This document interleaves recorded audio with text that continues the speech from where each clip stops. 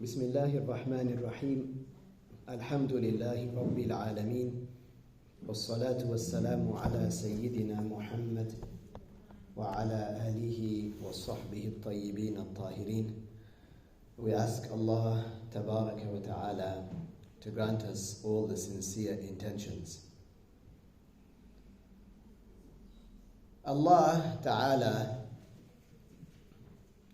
revealed in the Quran, أعوذ بالله من الشيطان الرجيم لقد أرسلنا نوحا إلى قومه فقال يا قوم اعبدوا الله ما لكم من إله غيره إني أخاف عليكم عذاب يوم عظيم. قال الملأ من قومه إنا لنراك في ضلال مبين. قال يا قوم ليس بي ضلالة ولكني رسول من رب العالمين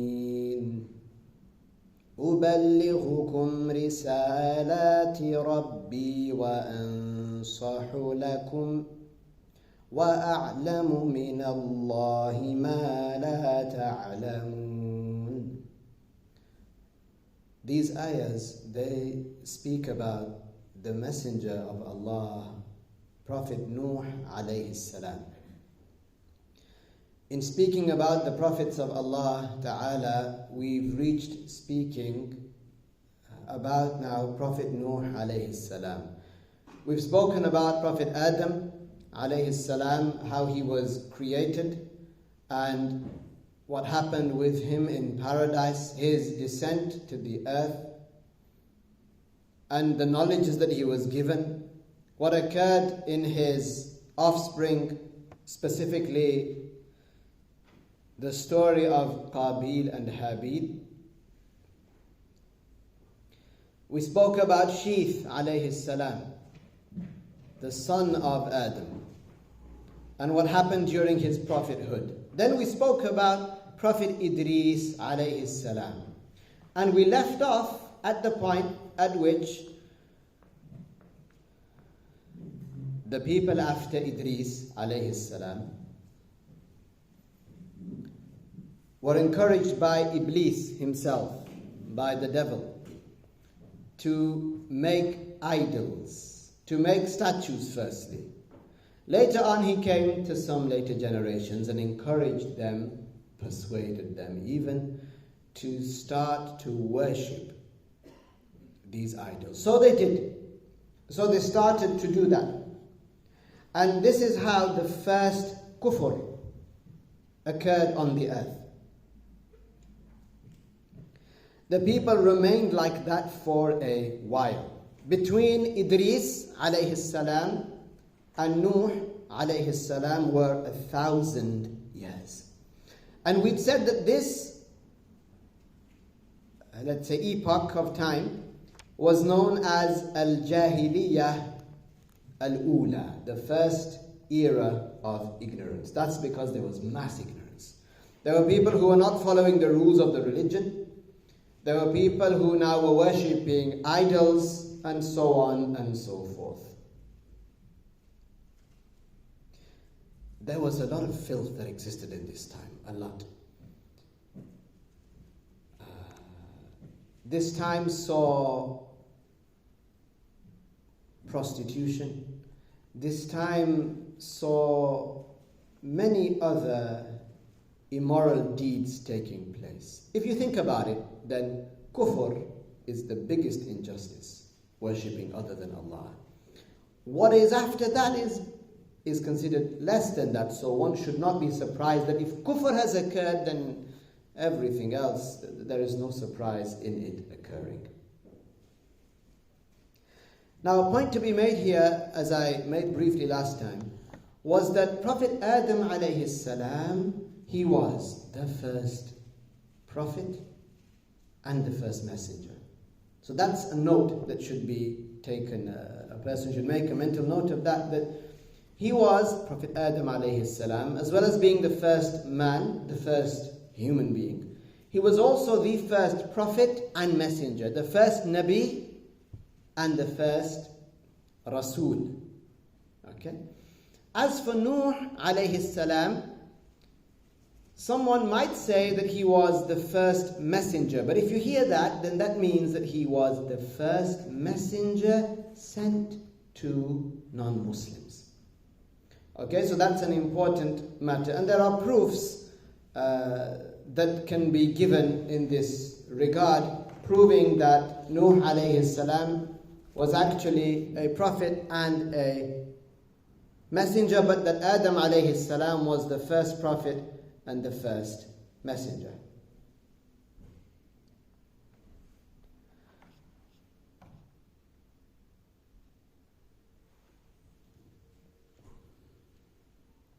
So NooH alayhi salam lived for a very long time, as was the case for the people of his time and before his time. The lifespan was very long. The lifespan in this nation, we've already mentioned. What did the Prophet say? Alayhi salatu wassalam. The lifespan is between 60 years and 70 years mostly. Okay, mostly it's between 60 and 70 in this nation. And it's not mostly between 100 and 130, for example. But then the lifespans of the people in the past, they were much longer. So he started calling to the religion of Allah. When he received prophethood, he would say to people, say, La ilaha illallah, NooH Rasulullah. And like this, remember the message of the prophets is the same. La ilaha illallah. The Prophet sallallahu alayhi wa sallam said, أفضل ما قلت أنا والنبيون من قبلي لا إله إلا الله. At-Tirmidhi narrated that the Prophet said, sallallahu alayhi wa sallam, the best thing that I and the prophets, all the prophets before me have said is La ilaha illallah. They shared this message, of course. This is the core to the religion of Islam. But then the messengers differed, didn't they? So the people of Adam would say, La ilaha illallah, Adam Rasulullah. The people of Sheeth would say, La ilaha illallah, Sheeth Rasulullah. For Idris, La ilaha illallah, Idris Nabiyullah. And now for NooH alayhi salam was encouraging people to embrace Islam by testifying that no one deserves to be worshipped except God, except Allah, and that He was the messenger of Allah. Okay? Those people could not have become Muslims had they not testified in their belief of Allah and that NooH is a messenger of Allah. Just like now, a person cannot be a Muslim unless they testify that La ilaha illallah and Muhammadur Rasulullah. Person can't just say, I just believe in Allah. As for Muhammad, I believe he was a man that existed in history, but I don't believe he was a messenger. This person would not be a Muslim. So, both of these components, they need to be present. So, he started to call people to Al-Islam. And he started then to go to the public places where the people would gather openly so that he could call them to Al-Islam. He mentioned, as Allah revealed in the Quran, He said, Inni lakum nadhirun mubin. I am a great warner for you. Remember, these people, imagine, among the worst of people. Among the worst of people. I mean, people, if a person thinks that it's bad now, where people don't respect each other, or a lot of people, they do things that are evil, that are obscene, and so on, very, very dark also. Yeah, at that time, it didn't have the technology that we have today, but those were very, very dark times. NooH alayhi salam was sent to these people. The overwhelming majority were kuffar. Can you imagine them? Thousands and thousands and thousands of people. And it's not like they would live for 60 years or 70 years and then just die. No, some of them would have lived up to about 900 years. So usually it's more difficult to convince somebody who's been living upon a certain, let's say, a certain set of principles. If a person has lived on these certain set of principles, it's more difficult, you would think, for them to embrace, for them to change their ways, for them to embrace al-Islam, for example. So NooH alayhi salam was dealing with a lot of these types of people. He was dealing, it's narrated, with the type of person that would say to his son, they would carry their sons on their shoulders, as one of us may, and they would go to NooH alayhi salam and they would say to his face, to NooH alayhi salam, they would say to their son, pointing at NooH, this man is insane. When you grow up, don't listen to him. Don't follow his way. This is the level to which they reached. And then of course they were punished for that. NooH alayhi salam told them, I am a great warner to you. I am warning you. I am coming with signs and warnings from Allah Ta'ala. Worship Allah. And leave out your blasphemy. Abandon this kufr that you are upon. And stay away from haram. Embrace the religion of al-Islam. Allah will forgive. And Allah forgives by a person embracing al-Islam. Just like in this nation. Allah does not forgive the kafir that dies upon kufr, right? Once a non-Muslim has died, that's it. There is no chance of them entering paradise. This kafir that was accountable and heard of al-Islam, there's no chance that they're going to get into paradise. As for a kafir that is alive, then there is still a chance. How might they be forgiven? Or how will they be forgiven if they accept al-Islam? Then they are forgiven. The Prophet said, alayhi salatu wassalam, al-Islamu yajubu ma qablah. Al-Islam, it wipes out. If a person becomes Muslim, them embracing al-Islam wipes out all a person's previous sins. So it's good if a person embraces al-Islam. It's good for us to ask them to make dua for us. Why? Because we know of our own sins, but this person is sinless when they embrace al-Islam. So he wanted them to embrace al-Islam. He said to them, trying to reason with them, look, whether you embrace al-Islam or not, you will die. This is something that is going to happen. Embracing al-Islam, it's not going to hasten your death anymore. Your death is written as it is. Embrace al-Islam and you will be saved. He carried on like this, asking people to seek forgiveness for a long, long time. But the people at the time were drowning in worldly pleasures. They had large families, they had strength, and they loved their property, whether it was farmland, fruits, gardens, orchards.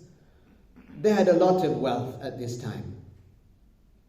But when they refused many times to embrace al-Islam, Allah Ta'ala withheld the rain from them.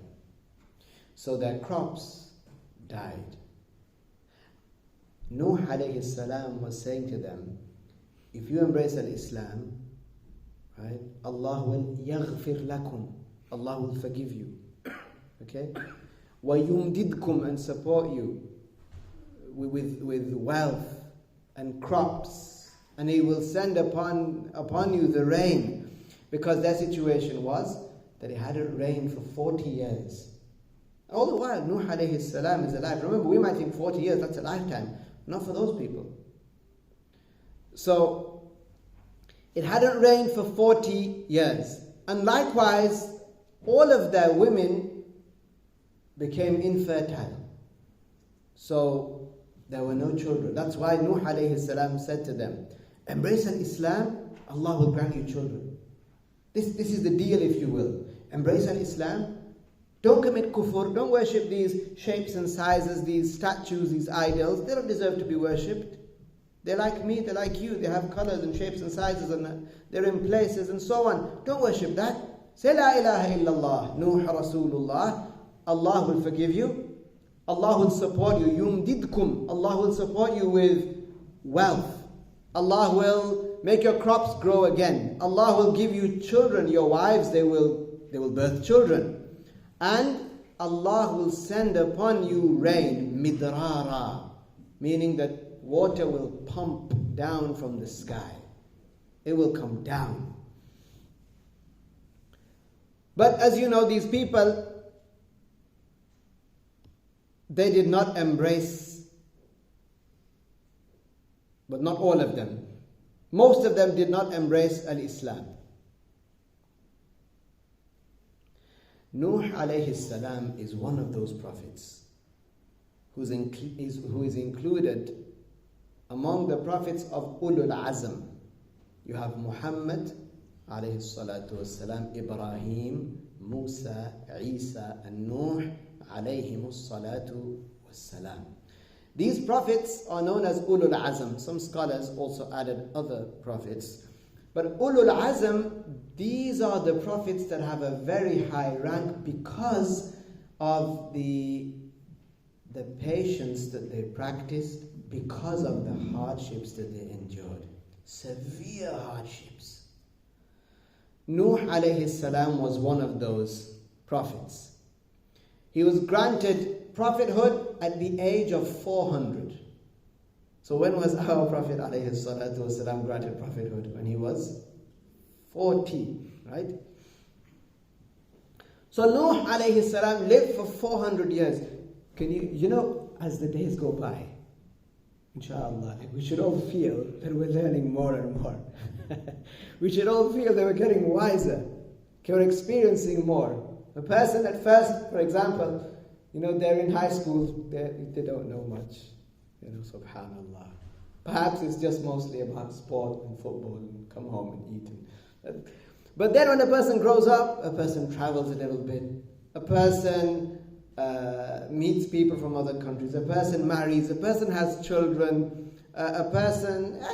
Things happen. They have grandchildren. They experience many things. Then they should, with religious knowledge, they become more wise. A person may feel that they are at their peak when they get to their, if they get to their 50s. Or as you go, a person feels like, I'm getting wise, I'm not going to make that mistake again. لا يلدغ المؤمن من جحر مرتين. The Muslim doesn't put his hand in the same hole that bit him the first time. He doesn't put his hand in there again. A person becomes more wise. Right, NooH alayhi salam lived for 400 years. And then he was granted prophethood. Can you imagine? Can you imagine how wise he was? 400 years. You think about a man who lives for 100 years. Okay, and then, it's towards the end, isn't he? Even then, the devil comes and says, did you not hear about people that live to 110? You're 100? And like that. But a person who lives to 100 might think that he is, at the peak of his wisdom.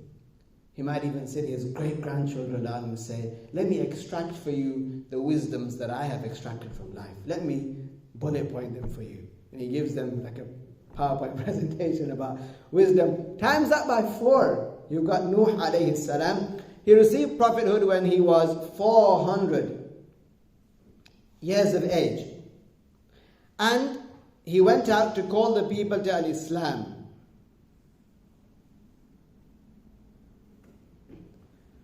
Until he was around 950 years old. This is a person who worked calling to the way of Allah for about 400 or 500 years. The people would attend his gatherings. When he would speak, he would say to the people, say, La ilaha illallah, NooH Rasulullah. Say, he would say, I am the messenger of Allah. The people would attend his gatherings, but they would then physically attack him. They would beat him. And of course, they would add to their kufr. They're already non-Muslims, but then to hit a prophet, this is them falling deeper into their kufr. He would lose consciousness, عليه السلام, because of the sheer pain that they would inflict upon him. Yet, he would not make dua against them. He would ask Allah, Ya Allah, guide them.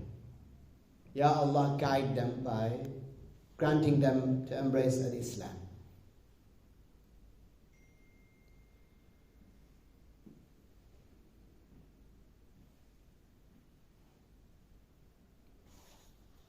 When he would call some people to al-Islam, some of them from their khubuth. Do you know what khubuth is? Like you say the devil is khabith in Arabic. Khabith. There's a similar word in Urdu, isn't it? Khabith meaning evil, sinister. Being, evil. Some evil people among them, they would take when they would see NooH alayhi salam, they would take their shirts off and they would put it around their heads, around their eyes, so that they wouldn't see him. Allah revealed in the Quran about some people, Summun bukmun umyun fahum la ya'qilun, deaf, dumb and blind, people who, they can see, literally they can hear, literally they can speak. But it's as though some people, because they are misguided, as though they are blind to the truth, deaf to the truth, mute in propagating the truth. So these people, they would cover their eyes and ears, and they would put their fingers inside their ears as well, so that they would not be able to hear him. Some of them, they would strangle him, which is, if you look at it like that, they would try to strangle a prophet again and again and again. When a person thinks about what is in store, the punishment that Allah will inflict upon these people who did not embrace al-Islam, this sends a shiver down a person's spine. What is it that is in store for them? If in this life, many of these people drowned to death, and they say that drowning is one of the worst ways to die in terms of the pain experienced. Some people, and we're going to go through some of the nations of some of the prophets, how they were lifted up close to the sky. The whole city was lifted up, then turned upside down, and they were crushed. But what about the punishment of a person who tried to strangle a prophet? Some of them, a chilling wind came to them, it raised their bodies up off the ground and took their heads. But what about this person that tried to strangle a prophet? A'udhu billah. Ajib.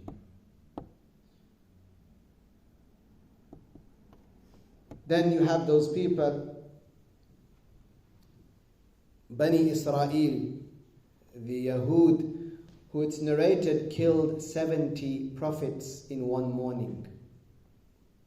They would lay a prophet down, and they had many prophets among them. Many were sent to them in their tens, perhaps hundreds.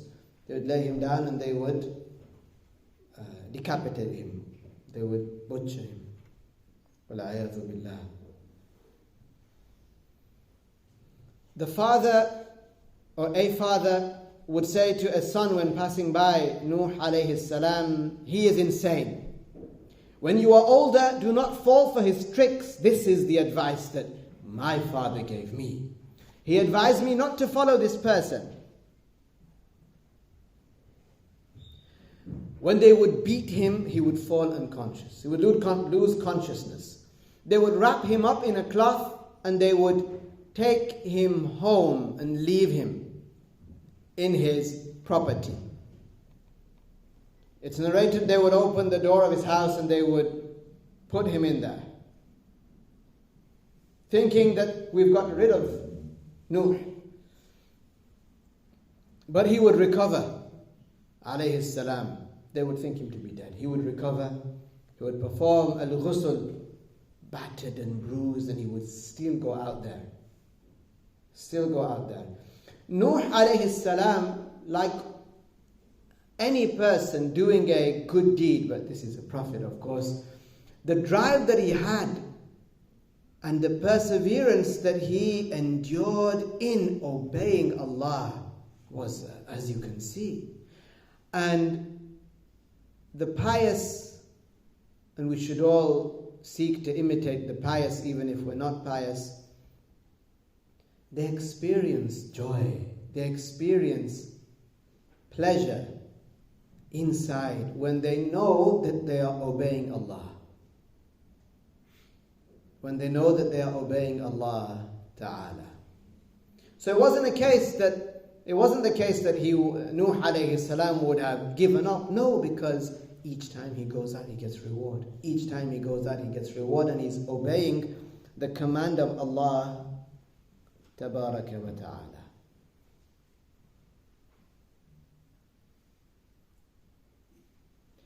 NooH alayhi salam remained patient all throughout his life. Not once did he complain. He said, Ya Allah, the people have disobeyed me. And they've been enticed by those in the world that have wealth and power. And these two, wealth and power, without belief, without the correct belief in Allah, will not benefit them. They increase in their corruption. He said, Ya Allah, they are plotting against me. They are plotting against me. MashaAllah. Can you imagine NooH alayhi salam making this dua? Not complaining, but stating, matter of fact. And Allah knows, of course. But NooH alayhi salam is showing that he is a slave of Allah. He is a creation of Allah. He is an honorable creation of Allah. Allah is the absolute master, the owner of everything, including NooH alayhi salam. So NooH is showing that he is in need of Allah Tabaraka wa Ta'ala, and he is obedient and patient. He said, as Allah revealed in the Quran, وَمَكَرُوا مَكْرًا كُبَّارًا. Ya Allah, they are plotting against me. They are deviously, slyly, they are in a sinister way plotting against me. They are plotting against me a grave plot.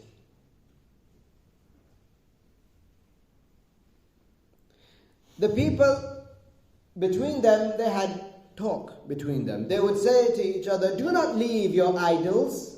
Do not leave your gods, these 5 idols, for NooH. Do not leave the religion of your forefathers. And this is an illness that has been inherited through history, where people of misguidance, or people who might even be Muslims, but then due to their ignorance they inherit this from previous generations, that they would say, if they're ignorant, for example, about certain rules in the religion, they'll say, for example, well, our dad always used to do it such and such way. So here, it's obvious that the way that your dad, speaking about that person, the way that your dad used to do it, that is not the criterion. The criterion is, was it in accordance with what Allah revealed or not? If it was, great, continue doing it. But if it wasn't, then you have to say that your father in this, your dad was wrong, and now you, alhamdulillah, have learned the rules of the religion. Now you can carry on this forward. And if your father has passed away, if he passed away as a Muslim, then you make dua for him. You send him reward. You ask Allah to forgive him. But there are some people that will stick to what they might even know that is wrong, and they stick to it. This is not something that is healthy. Isn't it that the people of Mecca said to Prophet Muhammad عليه الصلاة والسلام that ما وجدنا هذا في آبائنا, we didn't find all these things that you're saying in our forefathers. They didn't used to do that. And they said, وَإِنَّا عَلَىٰ آثَارِهِمْ, we are upon the traces of our grandparents, مُقْتَفُونَ, we will follow in their footsteps. So this wasn't something new.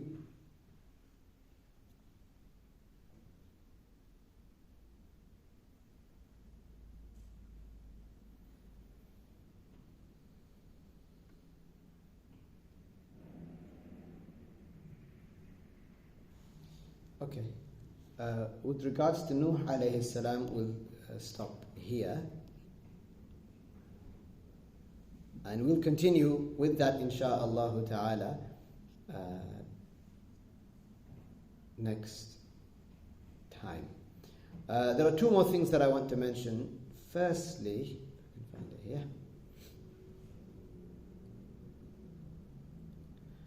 We'll speak briefly about how Tayammum is performed. If you remember, we had started speaking about Tayammum a couple of weeks ago, and we reviewed when Tayammum is performed. What are those situations in which you can perform Tayammum? Okay? So, right now, how does one perform Tayammum? So, Tayammum is performed by wiping. We'll say to wipe. What? After touching whatever is pure from the type of the earth. Anything that's from the earth. Stones, soil, and so on. By wiping the face with one's hands, and also wiping the hands, the forearms, including the elbows. So, one needs to wipe the whole face. We'll give a more summarized version. One needs to wipe the whole face. Meaning, when the person normally washes his face with water, right? And the water is flowing, it gets into places that wiping it will not. So for example, if you wash your face, right? You will get water flowing on your nose, okay? And it will even come down this way. You might have to do that, but it will come down, it will flow. When you do that with soil, okay, when you perform a tayammum, the same won't happen. For example, when you wipe your face like that with a tayammum, performing a tayammum, there will be places, because the soil and the dust and so on won't flow. So what you'll have to do is, you'll have to make sure that those areas get touched. All those areas on the face get touched. For example, if someone washes his face, the water flows and it touches and washes this whole area around the nose. And if you use soil, for example, and you wipe this area, then, for example, the bottom portion of the nose, usually it would not be wiped. But a person needs to make sure that everything is wiped on the face, including this part at the bottom of the nose. Likewise, one has to do the same thing with the arms. With the arms, I mean, if you're going to make wudu with water, you can do that and the water flows. Okay, then you just move it with your hand, right? But when you're performing a tayammum, you can't just do that. It's not going to go anywhere, right? So you have to make sure that you wipe all of the arm.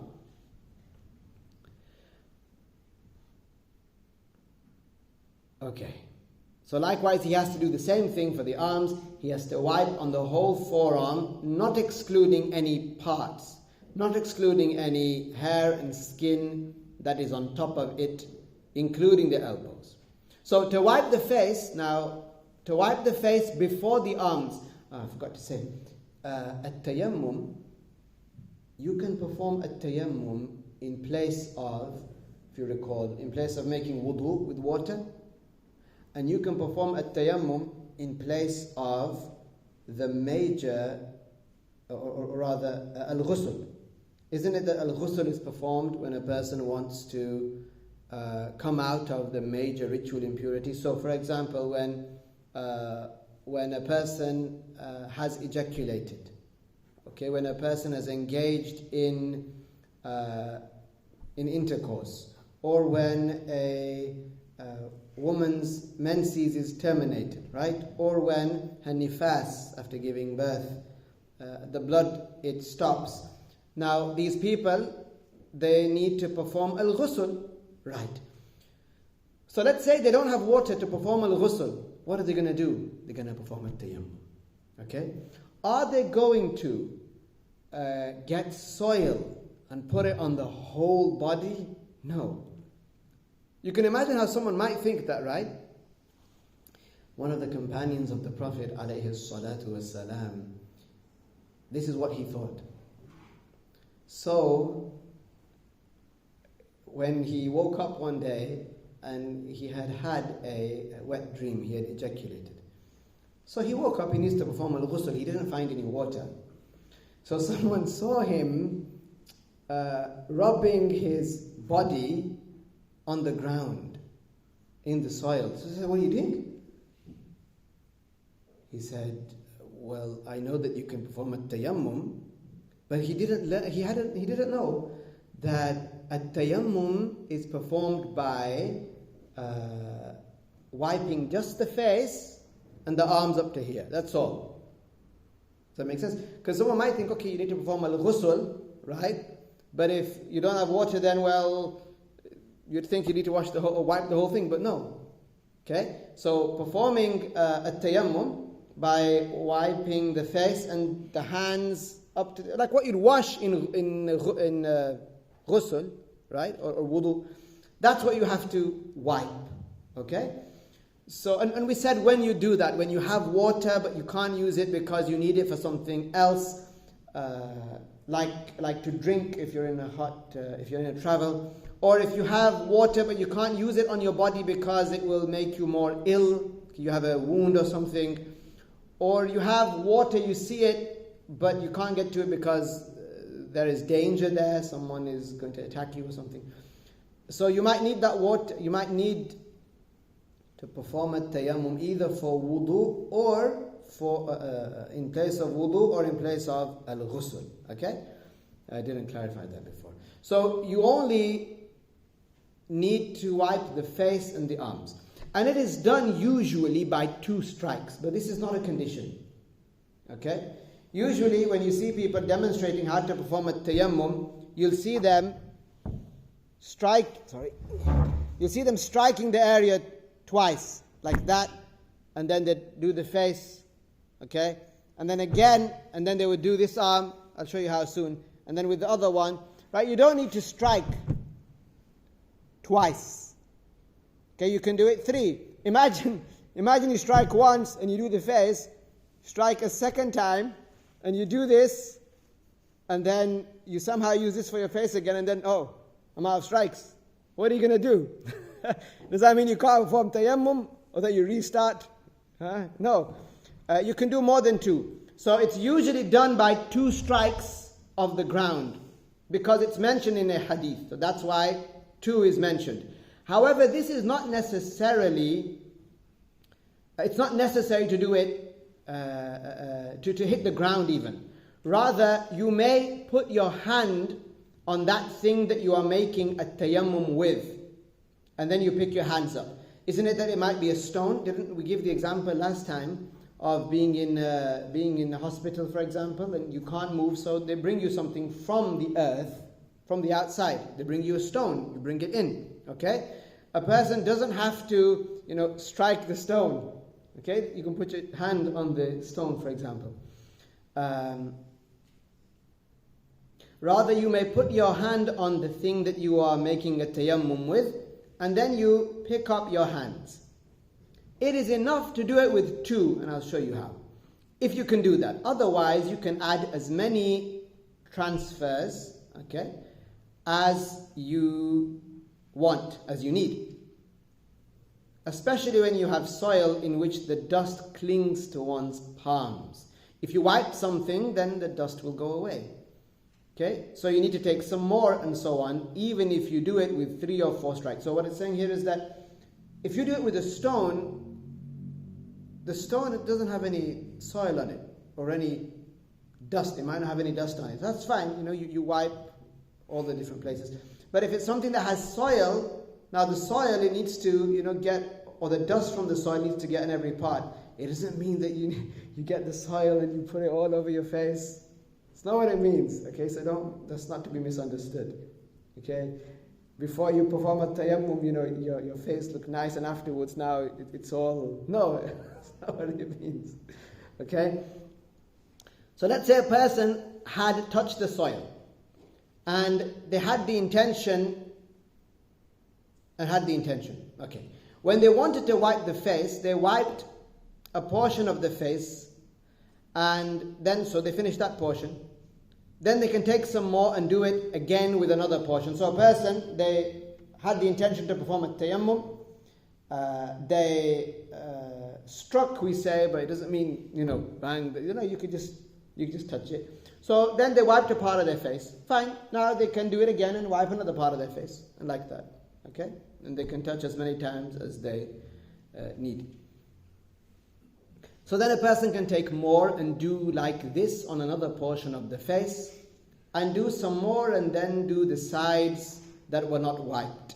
Even if it is more than 2, there is no problem as long as you do the whole face and all of the arms. Okay. Now the method that is usually mentioned in all the different Islamic schools of thought, in all madhabs, is to do it with 2 strikes only. Right. Okay, I need to put the mic down to it. Okay, we'll see. In which one touches the ground with the intention of a tayammum for the obligatory salah. So let's say you want to pray. You don't have wudu, but you can't use water because you have, for some reason, you can't use water. You feel that your illness, it will increase, become more severe, or you don't have water, but you need to pray. What are you going to do?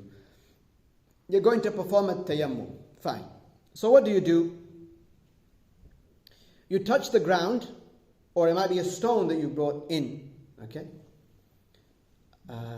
With the intention of a tayammum, to pray the obligatory prayer.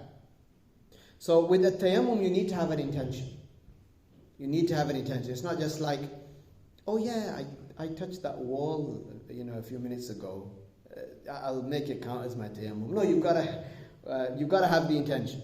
So you intend to pray an obligatory prayer with this tayammum you're going to make. And then you make sure that you wipe everything on the face. Then once again, you strike the ground or whatever it is you're striking. And now what you do is you put the inside of the left hand's fingers on the back of the right hand. Right, okay. So, you've struck once, or you've touched what you're going to touch once, right? And you have used it for your face. You touched with the other hand as well, didn't you? So you use it for your face, okay? You make sure you get it everywhere. Okay, fine. There might be dust, there might not be dust, right? Because imagine it's a stone without any dust. So, now you've done your face. Have you completed your tayammum? No. Just making sure you're with me. Yes? Alright. So then now what you're going to do is you're going to strike, if you will, you're going to touch it another time. Okay? Now, can you have your right arm out in front of you, please? We're going to do a practical. Why not? There you go. Okay? Looks like you want something from me. MashaAllah. Okay. So, now, where are we? We'll read along. Okay. Okay. Let's take our left hand. Okay. We're putting the inside of the left hand's fingers. So here, these the inside of the left hand's fingers, what are we doing with them? On the back of the right hand. So here. This is my right hand. It's going to be confusing because I'm the other way. This is my right hand. The left hand's fingers, the back of them, the inside of them, they're going to touch the back of the right hand. So here. So like that. There you are. Remember what you've done? You've struck, right? So now you're going to purify with what's on it. Okay, fine. So then what you do is you move all the way down. So you're wiping as you go along. You're wiping and you're wiping and you're wiping. You haven't wiped your thumb, by the way. You haven't wiped your right thumb. If you have, then you're not done it right in that sense. Okay? Keep going down, keep going down, keep going down, all the way down until you get past your elbow. You've got past your elbow. Now what you need to do is you need to rotate your right arm, if you will, so that your forearm falls into the palm of your left hand. May Allah protect you. Yeah? Like that. But keep your left thumb up. Okay, so if you did this, if you went like this, right, then you've not followed. Okay? Like that. So now you're wiping all the way like this, all the way like this. When you get to where the thumbs meet, you will now wipe your thumb like that. And by that you have completed your right arm. You've done your face, you've done your right arm, and now you can do the same thing with the left arm. That's usually how it's done. Otherwise, right, what a person could do is, they could strike, they could do that, they could strike again, they could strike again, they could do this, right, they could do that, okay, and then they could strike again. But this is the way that, we did together. That's the way that the scholars would usually teach it. Okay? Fine, that was one matter. So if I read to you what we did, then you once again go like this by striking the ground. Okay, I'm just going to read what we did. We put the inside, it's getting tight there. Putting the inside of the left hand's fingers on the back of the right hand.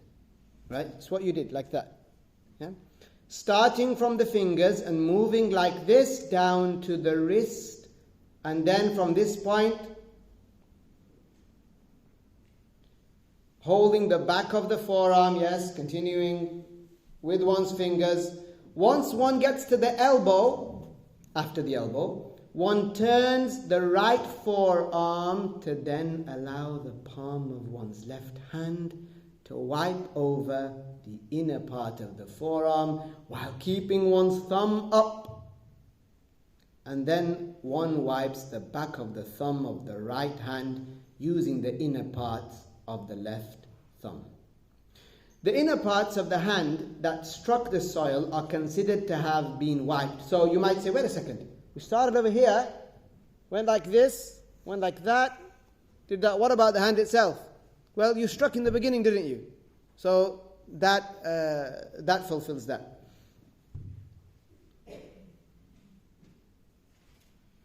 Thereafter, you still have the right hand, which has the dust on it, and you did not wipe anything with it, right? And so you do the same thing for the left hand, the forearm and the elbow, using your right hand. If done in this way, then you will have completed the tayammum with 2 strikes. But you can, if a person doesn't do that, then they can do it in another way, but that's the traditional way to do it. Transferring the soil from the ground to the face and then to the hands and arms and so on and so forth. So at-tayammum, we said, needs to be done with an intention, unlike wudu or ghusl, where they do not make it, where it is not a requirement for one to have an intention. So one would intend, for example, that I'm going to perform an obligatory prayer. Okay? That's the second matter that I wanted to discuss today. So we've mentioned NooH, عليه السلام. We've mentioned how to perform at-tayammum.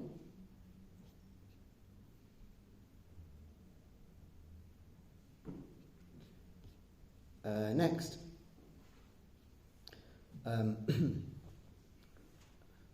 Abu Dawood narrated that the Prophet ﷺ said, he narrated that Abdullah ibn Umar radiyallahu anhuma said, I heard, he narrated from the Prophet ﷺ, Man tashabbaha biqawmin fahuwa minhum.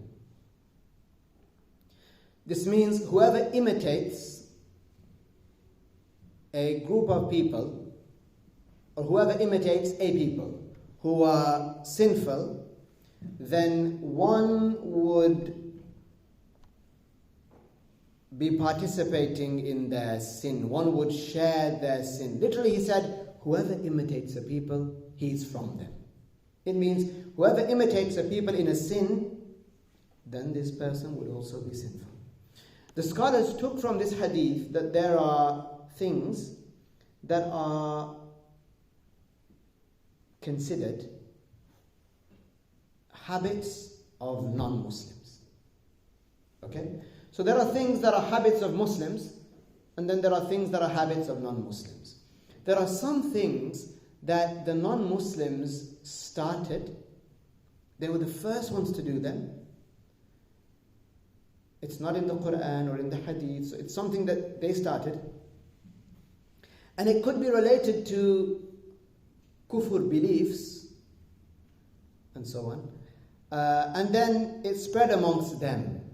This now is stamped, if you will, is categorized as a habit of the non-Muslims. Adatun min adatil kuffar. It's the adah of the kuffar.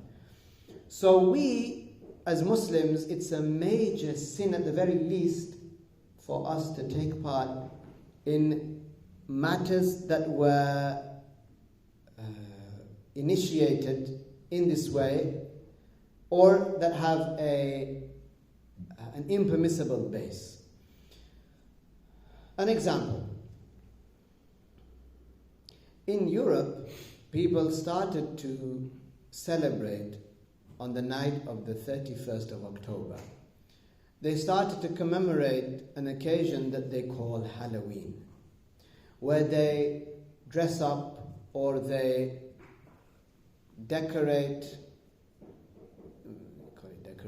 they make scary looking their houses and other things like that. Okay, this is something that is not from our Islamic practices.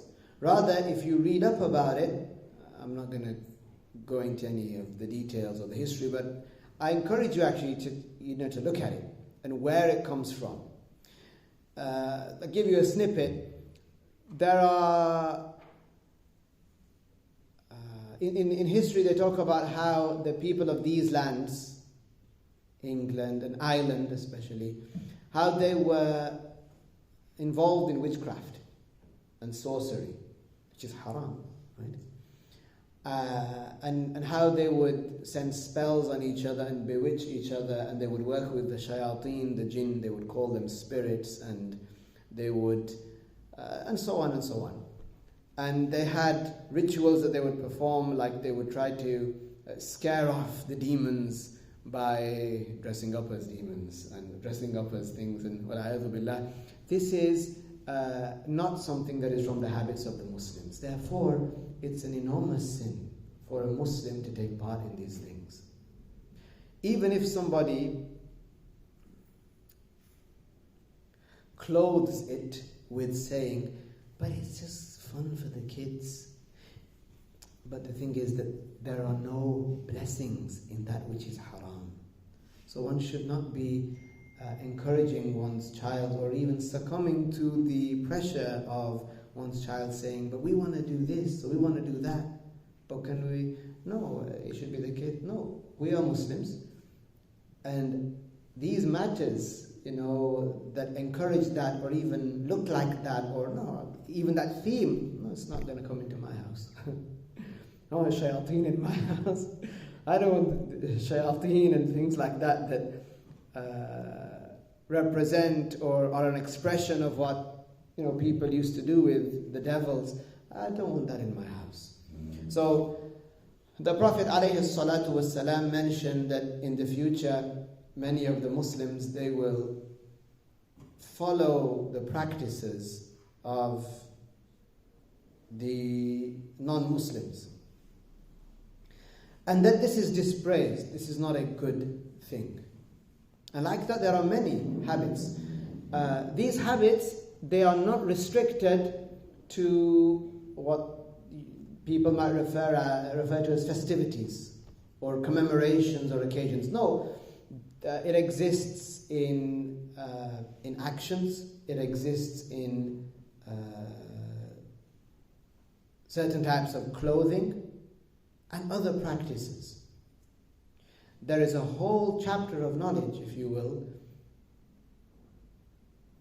under which you have these practices and these things that are specific for the kuffar that we're not allowed to do, because the Prophet said, sallallahu alayhi wasallam, man tashabbaha biqawmin fahuwa minhum. Whoever does like a people, then they will also be responsible. They will also be sinful. Like, to give another example, some people, when it comes to the end of the year, when it comes to the holiday season,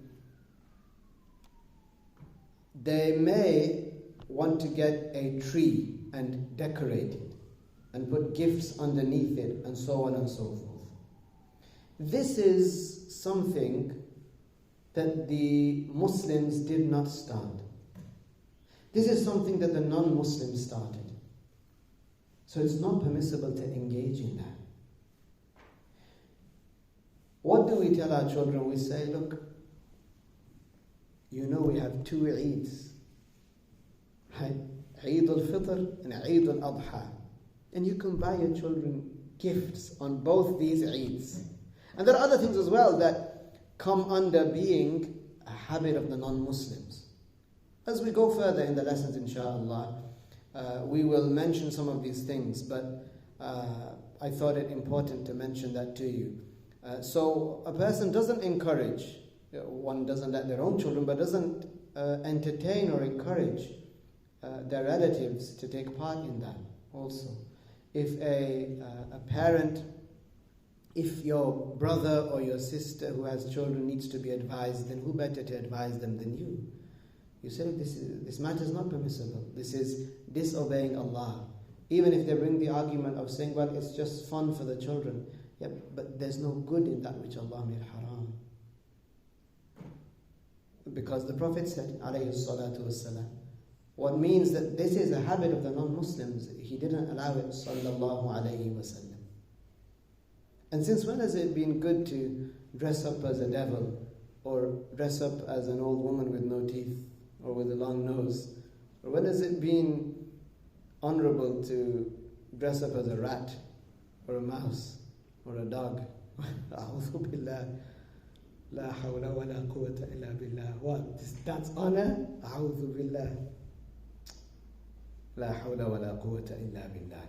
On this night, actually, they say that it's the first day of the Wicca calendar, which is a calendar that the sorcerers go by. And we know that magic is real. It's evil, it's real.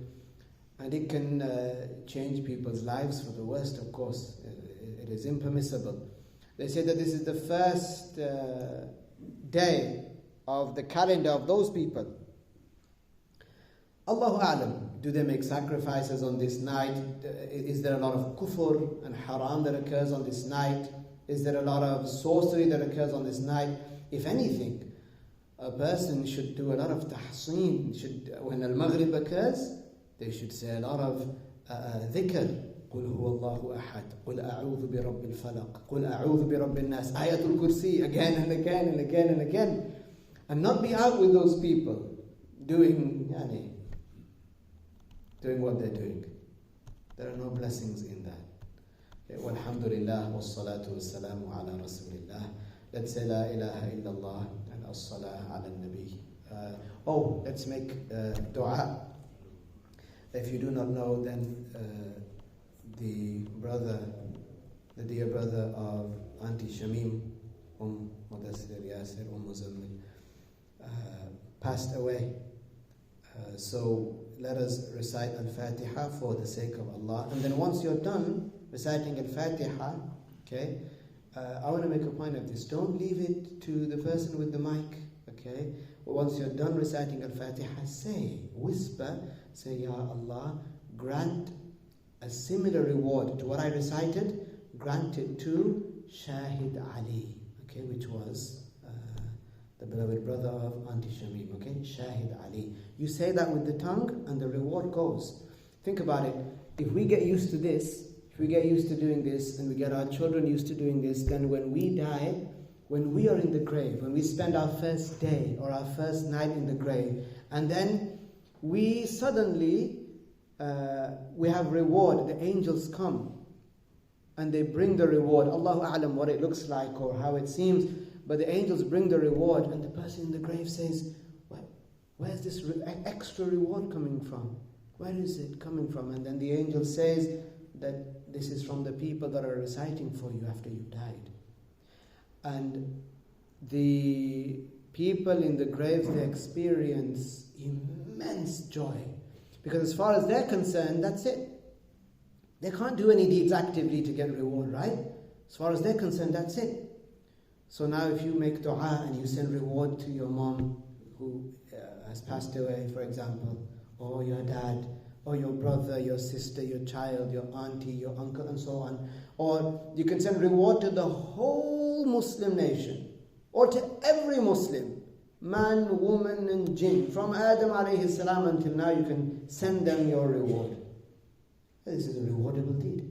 So firstly, let's recite Al-Fatiha for the sake of Allah. Because if you don't recite it for the sake of Allah, and you just do it out of habit, then you don't get any reward. Right? So you intend, I'm doing it for the sake of Allah. I'm going to help a Muslim. Just as you would help a Muslim who's alive, you help a Muslim who's passed away. Okay? And then that person would see all this reward coming from however many people and think, where is this coming from? And then you can do that every single day. I'll give you an example. If I say right now, for the sake of Allah, La ilaha illallah. Or if I say for the sake of Allah, Allah.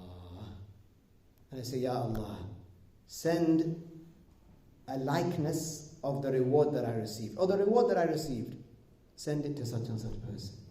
I can do that. We can do that to anybody. And it's not limited to certain, you can send it to anybody, any Muslim. You want to send it to Dhul Qarnayn? Send it to Dhul Qarnayn. You want to send it to Sulaiman alayhi salam? Send it to Sulaiman alayhi salam. Okay? So let's recite Al-Fatiha for the sake of Allah. And then each of you say, Ya Allah, send... and the etiquette is to first send reward to the Prophet alayhi salatu wasalam. You'd say, Ya Allah, send a similar reward to what I recited, for what I recited, to the Prophet sallallahu alayhi wasallam, and to Shahid Ali, our deceased. Okay? أعوذ بالله من الشيطان الرجيم بسم الله الرحمن الرحيم الحمد لله رب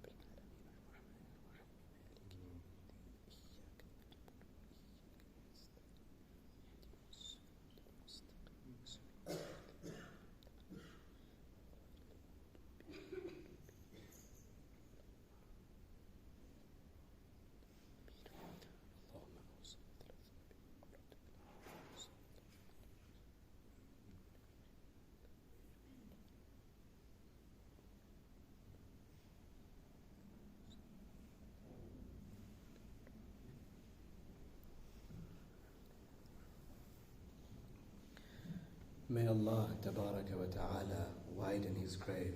May Allah illuminate his grave. May Allah Tabaraka wa Ta'ala forgive him. May Allah Ta'ala grant all his loved ones, all his family members who he has left behind, great patience. The reality is that he has advanced, he has gone forward, and he has beat us to the grave. And each and every one of us will follow. And we would hope that we leave behind somebody who would recite for us. So you teach that to your children.